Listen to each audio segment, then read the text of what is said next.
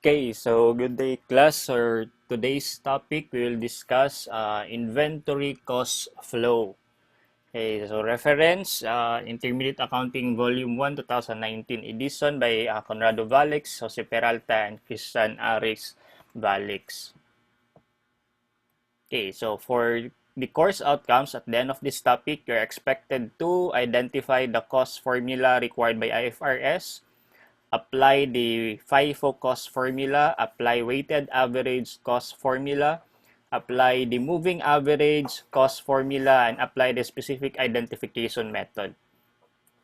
Okay, so according to PAS 2, paragraph 25, it expressly provides that the cost of inventory shall be determined using, therefore, the cost of the inventory shall be determined using two methods only. So you have the FIFO and weighted average methods. So before, we have LIFO, last in, first out, but with the new standard, so uh, it was prohibited na gamitin. So wala na siya gipagamit, and only FIFO and weighted average na lang. So when you say FIFO, that's first in, first out. So kung kinsa ang una gipalit nga inventory, maputoy una ibaligya, or first come, first sold. This is very applicable for kanang mga perishable goods. Diba? Because na yung mga expiration, so katog yung una gipang purchase, matong una ginabaligya. So first come, first sold. So that's first in, first out. Weighted average. So under weighted average, you need to compute an average unit or cost per unit to compute the cost of the goods sold at the same time the ending inventory, or the cost of the inventory. So weighted average, so we just need to compute an average unit cost, okay, to be used for the computation of the cost of the inventory. So FIFO, so di ba we have inventory system, so we have periodic and perpetual. Under FIFO method, the computation for FIFO periodic and FIFO perpetual is the same. So the answer for FIFO periodic is the same with FIFO perpetual. So here, if there is an inflation, it would result to highest income daw. And if there is deflation, it would result to lower income. When we say inflation, di ba, increase of prices, di ba? So titaas ang mga prices sa market. So why nga nung pag na-inflation, it would result to highest income, di ba? If we try to compute formula, you have the sale minus cost of sale. That is the income or the gross profit. Okay. So if in times of inflation under FIFO, it would result to highest income. Why? Why highest income? Okay. Take note that application of first in, first out. So, ang nabilin ng mga products, di ba, ang prices from kani, ni Saka siya. Therefore, ang products nga nabilin, or imong ending inventory, ang prices sa inventory nga nabilin, is high ang price ato. Because, di ba, first in, first out. So, katong napalit ni mo diri, mo una nahalin. But, ang nabilin, mao ni ang cost niya, mahal. So therefore, if mahal ang cost sa nabilin nga inventory, your ending inventory is higher. So ang effect niya sa imong cost of sale. So your cost of sale will go down. Because the higher the ending inventory, the lower the cost of sale. So therefore, if lower ang cost of sale nimo, ang effect sa gross profit nimo, usa ka imong income. That's why in times of inflation under FIFO, result is highest income. So that is the reason why. Okay. If there is deflation also, when you say deflation, decrease of prices, baliktad. Diba? So, from there, niubos ang price. Okay, so it would result to lower income. Why lower income? Because diba, if decreasing ang prices, ang amount sa inventory nga nabilin nimo, ending inventory, is ubos ang price niya. If ubos ang ending inventory, what will happen to your cost of sale? Probably, taas imong cost of sale. Because, di ba, ubos imong ending inventory, taas imong cost of sale. If taas imong cost of sale, so your gross profit will decrease or will go down. So therefore, that's the reason why if there is deflation, it would result to lower income, and if there is inflation, it would result to highest income. So this is the explanation. So under FIFO, how do we compute the inventory end? So let's just compute the end units, pilay na bilin nga units of goods, then just multiply with the recent cost per unit, kato pinaka-latest nga cost per unit. Okay, that is your ending inventory. How about the cost of sale? So cost of sale, so you have sold units times the oldest cost per unit. So kinsa to'y pinaka karaan nga cost per unit, because diba dili man one time ta mo purchase. So for example, nag-purchase ta karon tag 50, nag-purchase tag 100, tapos pagka next month nag-purchase na punta, or after 5 days nag-purchase tag 200, tag 55 na. Increase na ang price. Tapos i-purchase na punta after 10 days, purchase tag 100, nahimo na siyang 60. Okay. So, kung end units atong gina-compute, so kato pinaka-latest 60, diri dapat mag-base ang imong end unit. So, depende pod sa balance sa units nga nabilin. So, sold units pod, so the oldest cost per unit, so ahani mo, di ba, first in, first out. So kung nakay mahalin, diri gid mo una kaon sa 100 katong tag 50. If dili enough, diri na pud sa 200 na tag 55. Antud sa mahurot siya. Okay. How about weighted average? So weighted average, so under weighted average, di ba, we have periodic and perpetual inventory system. So kani sila nga mga system, lain-lain sila og computation. Okay, so weighted average under periodic, so unsa tong buhaton diri, we just need to compute a weighted average cost per unit. Okay, weighted average cost per unit. So how do we compute the weighted average cost per unit? So a formula is you need to compute the goods available for sale, which is at cost, divide by the units available for sale, or goods available for sale at units. Okay, so what is the formula of goods available for sale? You have beginning inventory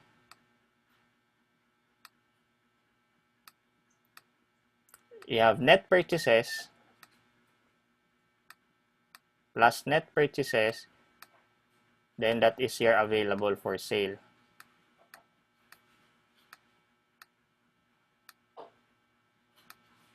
Okay. So, kung cost siya, so compute the cost, beginning nga cost plus the net purchases at cost, then you get the available for sale at cost. Pag units po sa ang units lang, beginning units plus katong net purchases plus purchases minus katong mga returns, purchase returns, that is the available for sale per unit. That's under periodic. So, you just need to compute isa ra gyud, isa ka weighted average cost per unit. So, muna din imong gamiton to compute the ending inventory. Times lang nimo units left times the average cost per unit. Ang cost of sale pod, units sold times weighted average cost per unit. How about weighted average perpetual? Pag may kag perpetual, man itong gitawag nga moving weighted average. So, gitawag sa moving because every time there is purchase and there is purchase returns, you need to compute a new unit cost, weighted average unit cost. So again, new weighted average unit cost must be computed after every purchase and purchase return. So every time nagpalit ka, every time na kay giuli, so you need to compute a new weighted average unit cost. So manang moving siya because every time you purchase, every time there's a purchase return, naga-move ang imong unit cost, naga-change siya. So dire sa periodic, isara, di ba? Regardless kung kapila ka nag-purchase. So, isa ra gina ka unit cost, but under moving weighted average or weighted average perpetual, okay, you need to compute new weighted average unit cost every after purchase and purchase returns. Okay, so let's have a sample problem. Okay, this is the problem.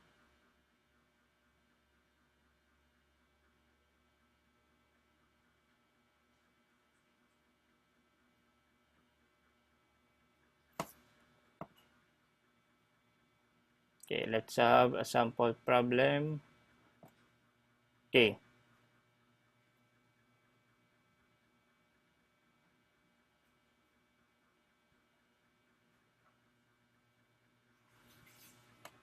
So, MC Company provided the following information relating to the inventory for the month of December. Okay, so on December 1, you have beginning balance of 10,000 units, tag 52 ang cost per unit. On December 7, nag-purchase kag 30,000 units, tag 50 pesos ang cost per unit. On December 12, nakakinahalin 20,000 units, so we need to compute pa the cost, di ba? Then on 17, nagpalit kag 60,000, tag 45 pesos. On December 22, nagpalit ka og 20,000 units, tag 43 pesos. Then on 28, so nakalinan kag 70,000 units. The question now is, how much is the cost of sale, ending inventory under FIFO, weighted average periodic, and weighted average perpetual? Under FIFO, periodic and perpetual, the answer is the same. Okay, let's solve first the FIFO. Under FIFO, di ba? So, we need to compute first pila ang nabilin. So, balance, di ba? So, kung compute tag balance, this is beginning plus the purchases minus sales plus purchases minus sales. So, ang remaining balance or ending inventory in units is 30,000. Okay, so pila ang nahalin, pila ang sold ani? Okay, pila ka units ang na-sold? That's first is 20,000 kani on 12.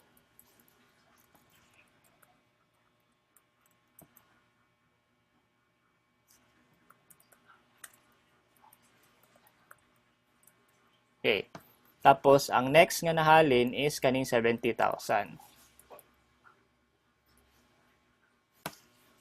So diri sa ta sa una 20,000. Ang 20,000 first in first out, aha man nimo ni kaon una ang 20,000.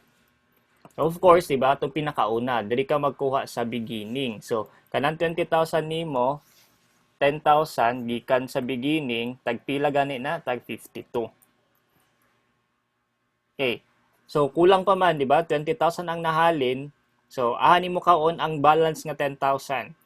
Diri sa next purchase nimo. Okay, so 10,000 tagpilahon tag 50 pesos. Therefore, pili cost anang goods nga imo nabaligya anang tagpila ning 20,000. Pilay cost of sale anang 20,000 nga goods nga nahalin. So this is okay, 10,000 times 52 gikan sa dire sa beginning, tapos ang balance nga 10,000 gikan sa dire sa 30,000. So that's tag 52, tag 50. So pilay total cost ana. Okay, that's 1,020,000. The next sale is kaning 28, December 28. So pila na 70,000 units. Ani mo kaon ng 70,000 units. So first, di ba napay nabilin dire 20,000. Because 10,000 dere mong gikuha. So na 20,000 mabilin dire sa 30,000. Therefore, mahurot to siya 20,000. Napay nabilin na 50,000. Ang ata mo kuha 50,000 direta sa next purchase, which is kaning 60,000. So pasigo ra, di ba? So tagpilahon, that's 50,000. Tagpilahon ning 20,000, tag 50 kani 50 pesos. Tapos tag 45 pesos ang next. Okay. Times lang nato, pilay cost ani.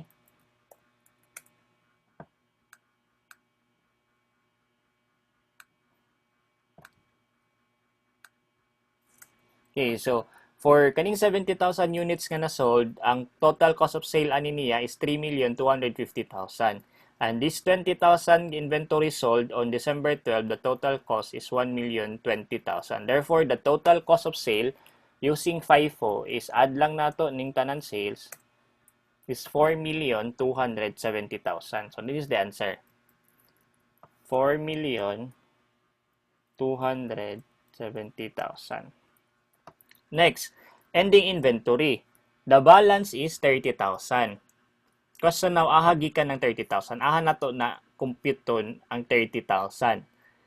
So, since paghalin sa 70,000, aha manigi ka ng 50,000, dere kang kani, purchase on 17. So, 50,000 na may nakuha, so na nabilin nga 10,000. Diba? So, ang paitabo ani, kaning 30,000, 10,000 ani, gikan 10,000 ana, tag 45, tapos 20,000, kani, gikan dire, 43. Diba, pinaka-latest. So, that's 43. So, pila ang imong ending inventory times.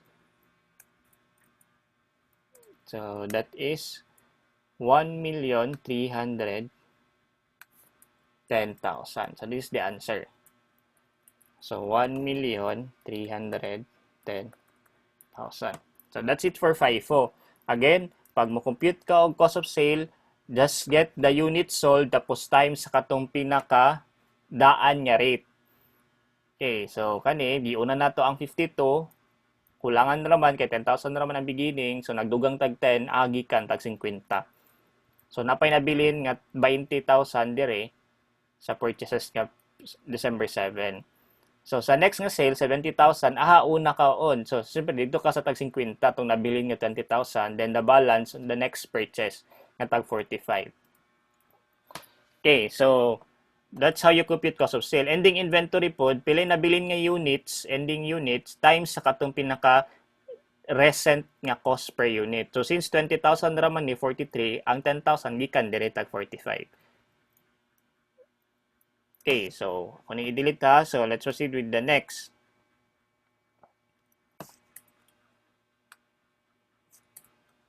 Okay, weighted average periodic.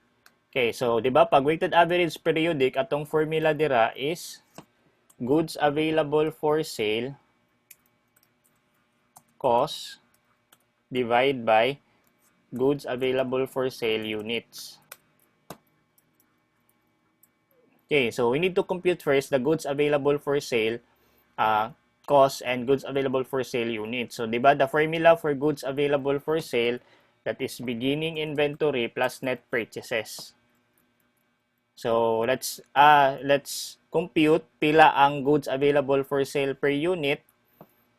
So, that is, di ba, formula beginning inventory plus net purchases. So, add na to ang mga purchases lang.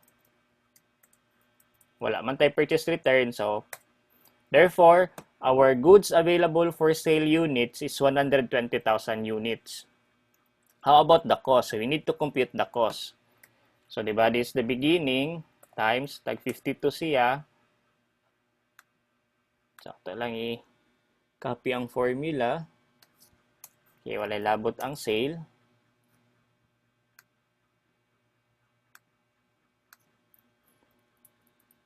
Okay, so pila man eh. So, that's beginning at cost plus purchases.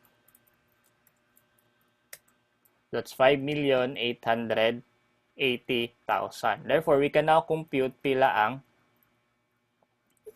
weighted average cost per unit. So, that's 5, di ba? The formula 5,580 divide by 120,000 units. So, the cost, weighted average cost per unit is tag 46.50 pesos. So, therefore, the question is, how much is the cost of sale? Pila gani kabuk ang nahalin nga inventory? That's 20,000 plus 70,000. So, the total cost of sale. So, you have 90,000 units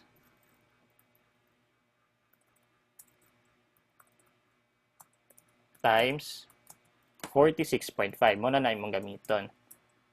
So, that is equal to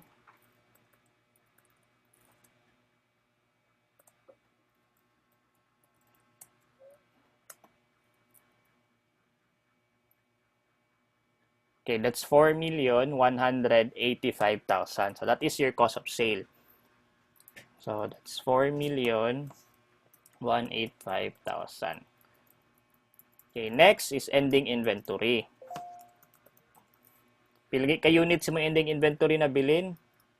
Nagaina, that's 30,000, di ba? So, sige, compute ta otro.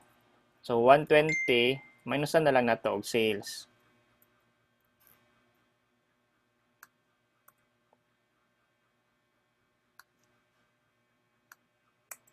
So, 30,000 ang ending inventory. So, that is 30,000 units times same lang yapon because this is the weighted average cost per unit. Okay. So, that's 30,000 times 46.50. Therefore, your ending inventory is worth 1,395,000. That's how you compute underweighted average periodic. Okay, so ako na po siya i-delete. So let's proceed with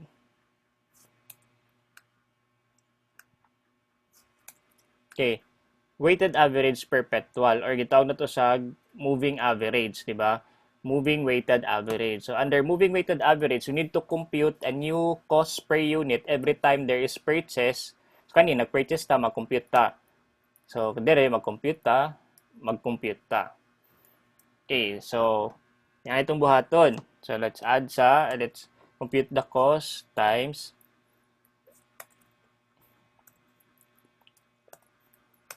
insert ta dire. Okay. Because kinahanglan ta mo compute og bag-o nga cost per unit. So again, every time there is purchase or purchase return. So, since lahat man sila grade 5250, we need to compute. So, add lang nato ni. That's 2 million. Pilay total ani. So, natay 40 units. Tapos, ang total cost, 2 million 20. So, to compute the new weighted average cost per unit, so divide lang nato. That's 2 million 20 divide by the units 40,000. So, tagpila na sa karon. So, that's 50.50 na ang average cost per unit. So therefore, kaniya tong sale nga 20,000 pilay cost ana niya. So kanina tong gamiton si 50.50. So mo nay gamit sa weighted moving average. So therefore pila ni siya, that's 20,000 times. So i-minus nato ni again because sale man. So, naka-minus siya. So, again, add na punta.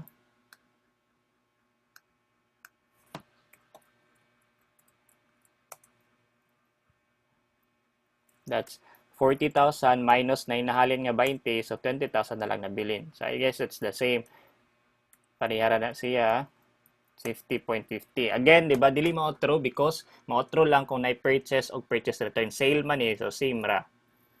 So, purchase na po ang sunod. Therefore, ma-change na po siya, di ba? So, times na to, get the total cost. So, add na punta.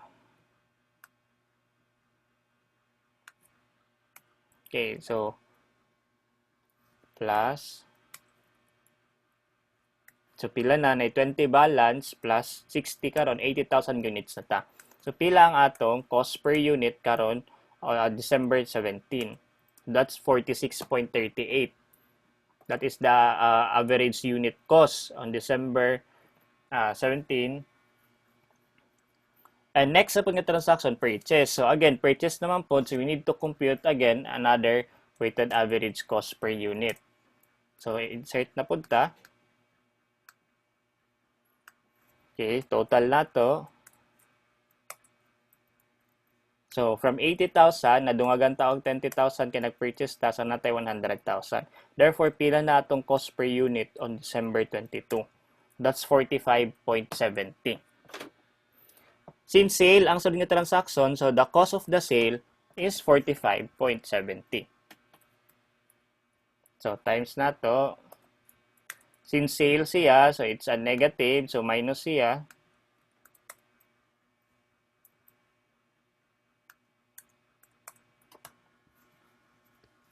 Okay, this is then the ending balance. Ending balance. So, that's 100 minus, nahalinan ka og 70 is 30,000 gyapon. And the total cost,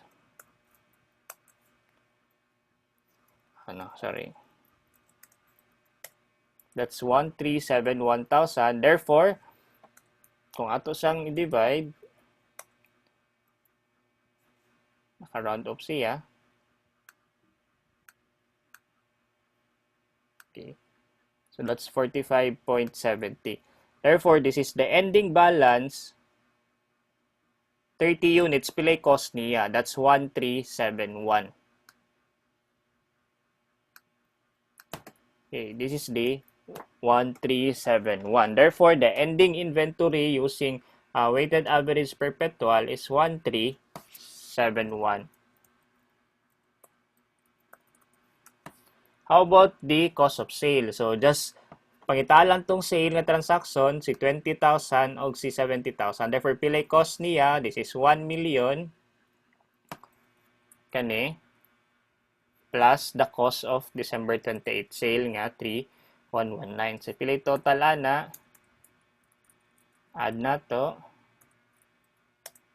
So, natay total na, mali.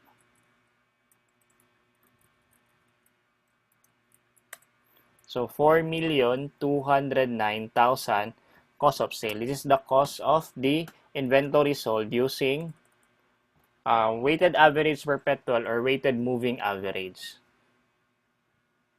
Okay, ana lang siya ka-simple. Diba? So, para di kayo mo makuan, butawan na to og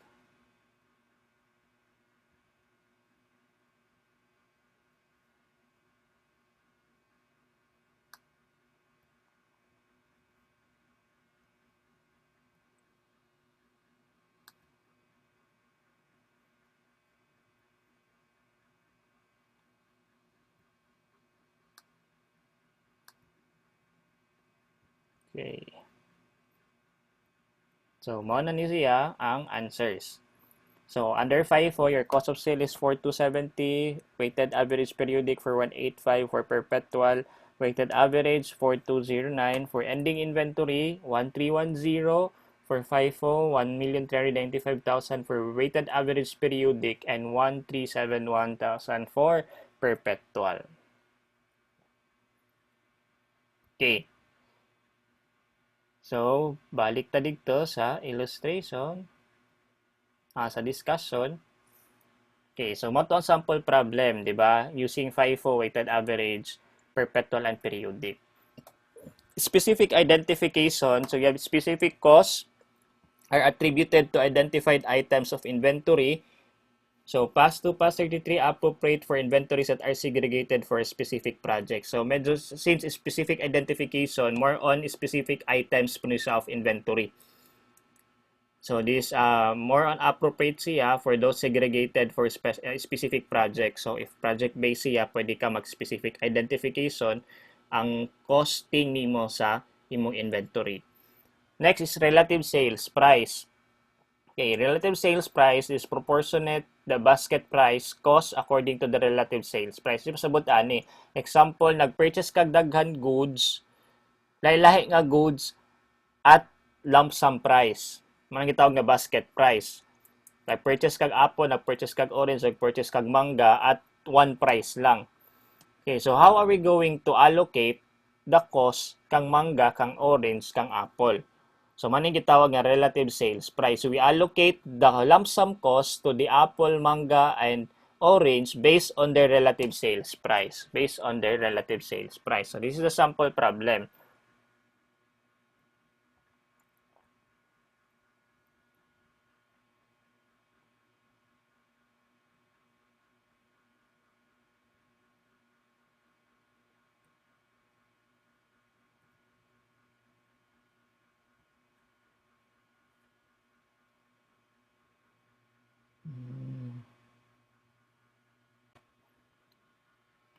Okay, so this is the sample problem. Casa company purchased a tract of land for 12 million, then the entity incurred additional cost of 3 million during the remainder of the year in preparing the land for sale. So, nagpalit sila yuta, tapos naka-incur sila additional 3 million cost para i-subdivide ang yuta. Okay, so para ibaligya nila for subdivision baka ha, for residential lots. So the tract of land was subdivided into residential lots. So you have three types of lots. You have class A, B, and C. The number of kanang lots for A 100, for B 100, for C 200. Okay, slot, kumbaga number of lots. Then sales price per lot. Siyempre, mas taas magid si class A. So manang mahal-mahal siya. Si class B 160, si class C 100. So pila atong total cost nga na-incur? So you have 12 million plus the 3 million. So natay total cost nga 15 million. Kasi now, sa 15 million, pilay cost kang A nga tag 100, kalot siya, pila kang B, pila kang C. So, again, according to the standard, we use the relative sales price of the inventory. So, therefore, si class A tag pila, tag 240,000 per lot. So, therefore, pila man ay total sales, relative sales price niya, 100 lots times 240 per lot. So, that is 24 million. How about si B? So, this is the relative selling price.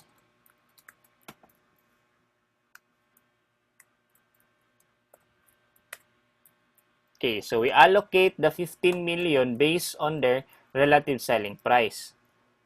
Okay, so pili total ani nila. That's 60 million. So we get the fraction. Okay, allocate man nato. So that's 24 million divide 60 million.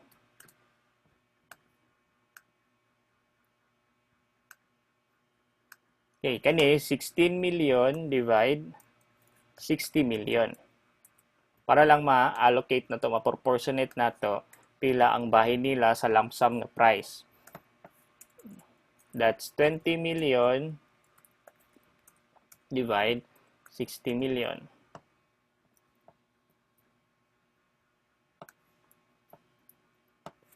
Okay, so we allocate the 15 million cost based on the relative selling price, based on this fraction. So, therefore, that's 15 million for A, that's 15 million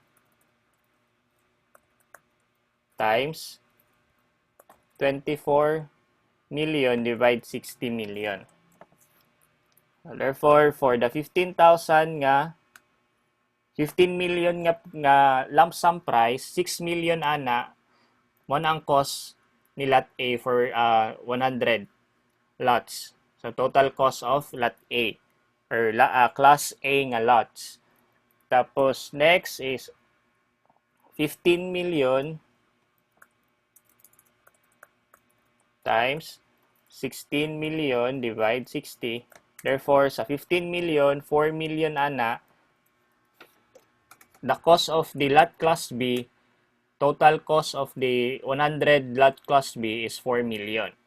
Then last is you have 15 million times 20 divide 60. Therefore, the total cost of lot class C is 5 million. So this is the cost for lot class A, for B, and C. Okay, so actually this is the answer. Pila ang cost for lot A. Kung mangutan ka sir, pila ang cost per unit.